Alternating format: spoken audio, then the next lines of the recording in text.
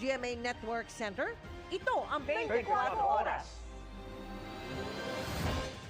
Magandang gabi po, Luzon, Visayas at Mindanao. Nasa NBI Detention Facility na sa Muntinlupa, si dating Congressman Arnie Teves.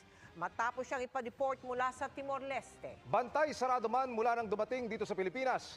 Nabigyan din siya ng pagkakataong makita at makausap ang kanyang ina at abogado. Kwento ni Teves, persahan umano siyang kinuha ng mga otoridad nang arestuhin sa kanyang bahay sa Timor-Leste. Nakatutok si Rafi Tima. Bago bumiyahe pabalik ng Pilipinas mula Timor-Leste, tinanggal ang posa sa... Inaasahang makakauwi agad dito sa Pilipinas ang mga tripulanteng Pinoy na kabilang sa mahigit 20 sakay. Walang takas ang 4 na demotorsiklong lalaki na nag-iikot sa iba't ibang lungsod sa Metro Manila para umano mang-hold up. Ang isa, naka-uniforme pa ng pang-ride-hailing app. Nakatutok si Ian Cruz.